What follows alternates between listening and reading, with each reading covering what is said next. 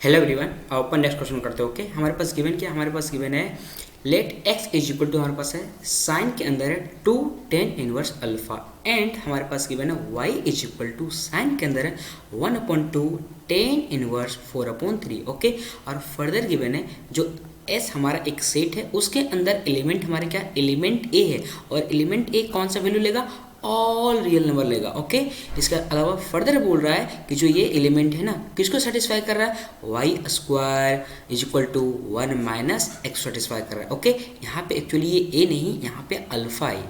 Okay, alpha है, alpha हमारा और रियल नंबर ले रहा है। ओके, चलो देखते हैं इस क्वेश्चन को लोग कैसे सॉल्व करते हैं। ओके, तो हमारे पास यहाँ पे है x इज इक्वल टू हमारे पास है 2 tan इनवर्स अल्फा। ओके, और हमारे पास यहाँ पे y इज इक्वल टू है साइन के अंदर 1/2 tan इनवर्स 4/3। क्लियर। ओके, तो इसको सॉल्व करने का बेस्ट तरीका क्या होता है, जब भी स्टेप से यहाँ पे जस्ट सेकेंड आई राइट, यहाँ पे थोड़ा गलती लिख दी है,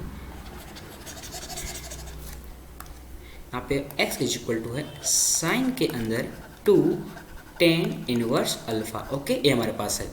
तो इसको सॉल्व करने का जो बेस्ट तरीका होता है वो ये होता है कि जब यहाँ पे आप ऑब्जर्व करना कि जब यहाँ पे एंगल में यदि ये वैल्यू हमारा 1 से बड़ा होता है, जब वैल्यू 1 से बड़ा होता है तो हम लोग क्या करते हैं, सिर्फ इस वाले पोर्शन को एज्यूम करते हैं। ओके, और यदि ये वैल्यू हमारा 1 से छोटा होता है तो हम लोग पूरे पोर्शन को एज्यूम करते हैं। क्लियर। बट यहाँ पे हमारा क्या है, ये जो हमारा वैल्यू क्या है 1 से छोटा है, तो हम लोग क्या करेंगे, सिर्फ और सिर्फ हम लोग इस पोर्शन को एज्यूम करेंगे। ओके, आप ऑलरेडी पढ़े होंगे कि जितने भी आईटीएफ फंक्शन होते हैं सारे के सारे क्या होते हैं, एंगल होते हैं। ओके, तो हम लोग एज्यूम करते हैं कि किसके बराबर, मान लेते हैं थीटा के बराबर, तो बस थीटा इज इक्वल टू हो जाएगा tan इनवर्स अल्फा। ओके, तो हम लोग क्या करते हैं, दोनों तरफ tan लेते हैं, तो हमारे पास बन जाएगा यहाँ पे tan theta is equal to tan के अंदर tan इनवर्स अल्फा। ओके, तो हमारे पास हो जाएगा यहाँ पे अल्फा, तो tan थीटा इक्वल टू हमारे पास क्या आ गया, अल्फा आ गया। ओके ओके, और हमारा ये फंक्शन ये हमारा क्या बन जाएगा, ये हमारे पास बन जाएगा, हम यहाँ पे लिख देते हैं, ये बन जाएगा हमारे पास x is equal to sine के अंदर 2 थीटा। ओके, और आप ऑलरेडी पढ़े होंगे ट्रिग्नोमेट्री में कि साइन टू थीटा फॉर्मूला क्या होता है, sine 2 theta is equal to होता है 2 into sine theta into cos theta. Clear, ये आप ऑलरेडी पढ़ चुके होंगे। ओके, हम लोग आगे बढ़ते हैं, तो हम लोग इसके आप लिख सकते हैं 2 sign theta into cos theta. Okay, अब हम लोग साइन थीटा कॉस थीटा की वैल्यू कहाँ से निकालेंगे, इसके हेल्प से निकालेंगे। कैसे निकालेंगे, अब आप लोग ऑलरेडी पढ़ चुके होंगे, लोअर क्लासेस में क्या पढ़ोगे, ये पढ़ोगे कि tan theta is equal to होता है, क्या होता है, tan थीटा इक्वल टू होता है perpendicular divide by base. Okay, तो ये किसके प्रोपोर्शनल हो गया, ये प्रोपोर्शनल हो गया परपेंडिकुलर डिवाइड बाय बेस। यहाँ पे अल्फा के नीचे कुछ नहीं तो क्या होगा, 1 होगा। इसका मतलब ये हुआ कि हम लोग राइट एंगल ट्रायंगल बनाते हैं। ओके, राइट एंगल ट्रायंगल बना लिए, और मान लेते हैं हमारा 90 डिग्री हो गया, और हमारा क्या हो गया, हमारे पास हो गया थीटा, और यहाँ परपेंडिकुलर कितना अल्फा हो गया, और बेस कितना हो गया, 1 हो गया। तो बाय यूजिंग पाइथागोरस हमारे पास हाइपोटेनस कितना हो जाएगा, 1 plus alpha square. Clear. Okay, हम लोग आगे बढ़ते हैं, और हम लोग इस राइट एंगल ट्रायंगल के लिए लिख सकते हैं साइन थीटा। तो साइन थीटा इक्वल टू कितना होता है, साइन थीटा इक्वल टू होता है परपेंडिकुलर डिवाइड बाय हाइपोटेनस। तो हमारे पास यहाँ पे हो जाएगा sine theta is equal to हो जाएगा हमारे पास alpha divide by √1 plus alpha square. Clear.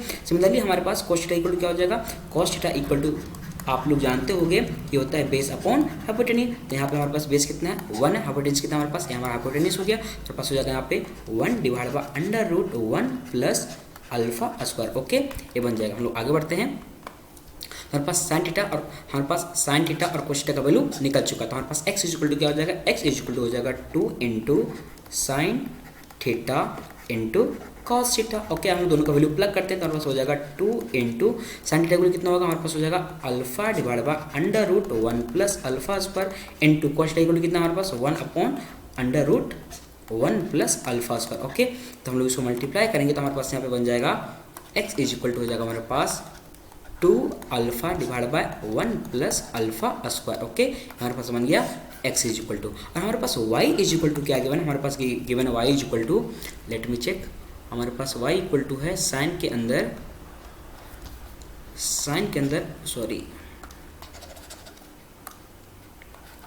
Sign अंदर में 1/2 tan इनवर्स 4/3 3 ये हमारे पास। ओके, अब हम आपको ऑलरेडी बताएं कि जब हमारा अंदर में जो रहता है एक क्वांटिटी यदि यहाँ इसके बगल में 1 से बड़ा होता है तो हम लोग पूरे को एज्यूम नहीं करते हैं, सिर्फ और सिर्फ ए वाला पर्सन को एज्यूम करते हैं। और यदि जो अंदर में हमारे पास यहाँ पे जो ये क्वांटिटी जो मल्टीप्लाई में है ये 1 से छोटा होता है तो हम लोग क्या करते हैं, इस पूरे को एज्यूम करते हैं। क्या करते हैं, पूरे को एज्यूम करते हैं। तो हम मान लेते हैं कि इसके बराबर ये मान लेते हैं 5 के बराबर, तो हमारे पास क्या हो जाएगा 1/2 10 इनवर्स 4/3 इज इक्वल टू हो जाएगा हमारे पास 5। ये हम लोग इसको क्रॉस मल्टीप्लाई करते हैं तो हमारे पास हो जाएगा यहाँ पे 10 inverse 4/3 is equal to 5। Okay, अब हम लोग क्या करते हैं, दोनों तरफ 10 थीटा को लेते हैं, 10 लेते हैं। ओके, दोनों तरफ 10 लेते हैं तो हमारे पास यहाँ पे बन जाएगा 10 के अंदर 10 इनवर्स 4/3 इज इक्वल टू हो जाएगा हमारे पास 10 to 5। ओके, अब ये दोनों एक दूसरे को न्यूट्रलाइज कर देगा तो हमारे पास बनेगा यहाँ पे 10 to theta is equal to 4/3। Okay, अब आप ऑलरेडी जानते हो कि 10 यहाँ पे 10 to थीटा इक्वल टू हमारे पास आया 4/3। और आप ऑलरेडी पढ़ चुके हो कि 10 थीटा इक्वल टू क्या होता है, ये होता है परपेंडिकुलर डिवाइड बाय बेस के प्रोपोर्शनल। ओके, अब अपन क्या करते हैं, राइट एंगल ट्रायंगल बनाते हैं। ओके, राइट एंगल ट्रायंगल बन गया तो हमारा ये हम मान लेते हैं हमारा 90 डिग्री हो गया और हमारा मान लेते हैं कौन सा एंगल है, हमारा 5 हो गया। ओके, और हम यहाँ पे परपेंडिकुलर किसके प्रोपोर्शनल है, 4 के प्रोपोर्शनल है और बेस 3 के प्रोपोर्शनल है, तो हमारा हो जाएगा 4 और हमारा हो जाएगा 3। ओके, बाय यूजिंग पाइथागोरस हमारा हाइपोटेन्यूज कितना हो जाएगा, 5 हो जाएगा। क्लियर, तो हम लोग लिखते हैं अब इसके हेल्प से लिखते हैं cos 2 थीटा, तो cos 2 theta is equal to क्या हो जाएगा, cos 2 थीटा इक्वल टू हो जाएगा हमारे पास बेस डिवाइड बाय हाइपोटेन्यूज, तो हमारे पास यहाँ पे हो जाएगा 2 थीटा है। ओके, यहाँ पे हो जाएगा हमारे पास cos 2 theta is equal to 3/5। Clear, ये बन गया हमारे पास। ओके, हम लोग आगे बढ़ते हैं, लास्ट में चेक, हाँ सही, बिल्कुल सही है। हम लोग आगे बढ़ते हैं। ओके, और हमारे पास बना क्या, हमारे पास बन जाएगा जब हम लोग इसको 5 माने हैं तो हम लोग जब इसको 5 माने तो हमारे पास y इक्वल टू क्या बन जाएगा, हमारे पास y इक्वल टू बन जाएगा sin 5। ओके, अब अपन को क्या निकालना है, sin 5 की वैल्यू निकालना है। ओके, तो हम लोग यहाँ पे cos 2 5 इक्वल टू हमारे पास क्या है, cos 2 5 इज इक्वल टू हमारे पास आया है 3/5। ओके, आप ऑलरेडी ट्रिग्नोमेट्री चैप्टर में पढ़े होंगे, एक फॉर्मूला पढ़े होंगे कि cos 2 थीटा का फॉर्मूला कितना होता है। इसके बहुत सारे फॉर्मूला होते हैं, कौन कौन से होते हैं, एक होता है cos स्क्वायर 5, यहाँ पे 2 थीटा है तो यहाँ जस्ट सेकंड यहाँ 5 तो 5 लिखते हैं, cos square 5 minus sin square 5, एक ये पढ़े होगे आप लोग।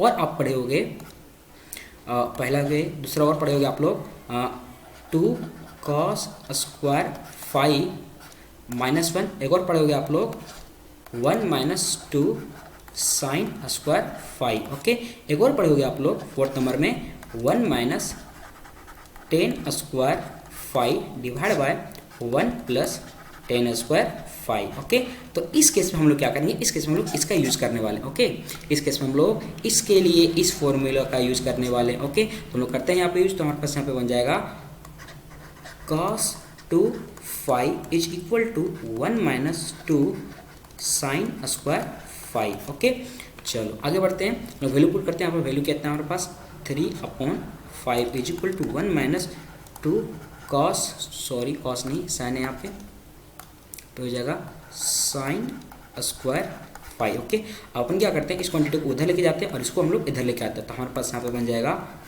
2 sin square 5 is equal to 2/5 after taking LCM, तो ये 2 से 2 कैंसिल हो जाएगा, तो हमारे पास यहाँ पे बचेगा हमारे पास यहाँ पे बचेगा sin square 5 is equal to 1/5। Okay, हम लोग स्क्वायर को रिमूव करते तो हमारे पास यहाँ पे बन जाएगा sin 5 is equal two plus minus 1/√5। Okay, ये बन जाएगा। ओके, अब आपके दिमाग में कन्फ्यूजन आएगा कि सर हमारे पास तो था y is equal to sine के अंदर 1/2 10 इनवर्स 4/3, जब हम लोग 5 एज्यूम किए थे तो हमारे पास बन गया था y is equal to sine 5। Clear, ये हमारे पास बन गया था। अब आपके दिमाग में कन्फ्यूजन ये आएगा कि हम लोग प्लस वाला वैल्यू लें या फिर माइनस वाला वैल्यू लें या फिर दोनों लें। अब यहाँ पे हम लोग चेक करते हैं कि कौन सा वैल्यू लेना है। क्लियर, अब यहाँ पे थोड़ा लॉजिक लगाओ, जो हमारे पास यहाँ पे गिवन है, क्या गिवन है यहाँ पे, ये गिवन है 10 इनवर्स के अंदर 4/3।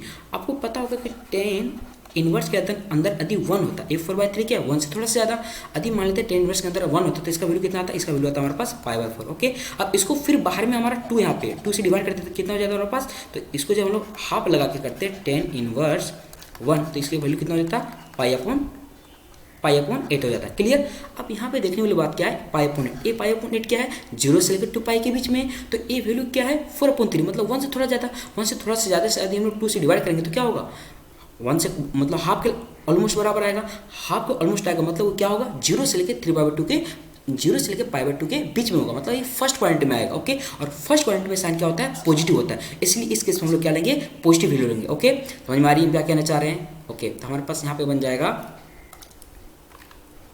यहाँ पे sin phi इज हम लोग क्या लेंगे 1/√5 लेंगे। ओके, पॉजिटिव ले लेंगे। ओके, यदि हम लोग ये पॉजिटिव नेगेटिव नहीं भी लेंगे फिर भी हमारा आंसर आ जाएगा। कैसे आएगा हम आपको दिखाते हैं।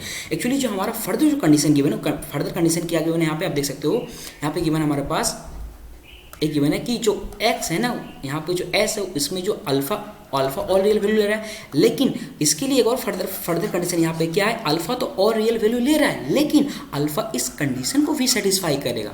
समझ में आ रही है। इसका मतलब यहाँ पे लिखा y² = 1 - x, तो हम लोग अब इसका यूज़ करते हैं। ओके, और हम लोग देख सकते हैं कि यहाँ पे हमारे पास y क्या बना था, जस्ट सेकेंड, हमारे पास यहाँ पे y क्या बना था, y था हमारे पास sin phi, तो हमारे पास y² क्या हो जाएगा, तो हमारे पास हो जाएगा y हमारे पास है sin phi, तो हमारे पास हो जाएगा y² = sin² phi। ओके, ये हमारा बन गया। और हमने यहाँ पे क्या निकाला था, हमने यहाँ पे sin² की ही वैल्यू निकाले थे, यहाँ पे sin² की ही वैल्यू निकाले थे, तो हम लोग यहाँ पे इस स्टेप पे नहीं भी आते फिर भी हमारा काम चल जाता। ओके, फिर भी हम आपको बताते हैं कि प्लस और माइनस को कैसे डिसाइड करेंगे। क्लियर। चलो हम लोग आगे बढ़ते हैं, अब वैल्यू को प्लग करते हैं। ठीक है, यहाँ पे हो जाएगा हमारे पास sin² phi इक्वल हो जाएगा हमारे पास 1 माइनस क्या हमारे पास है x है। ठीक है, x का वैल्यू प्लग करते हैं तो हमारे पास x का वैल्यू क्या निकाल चुके हम लोग, x का वैल्यू लेट मी चेक, हम लोग x का वैल्यू ए वाला निकाल चुके हैं। हम लोग वैल्यू प्लग करते हैं तो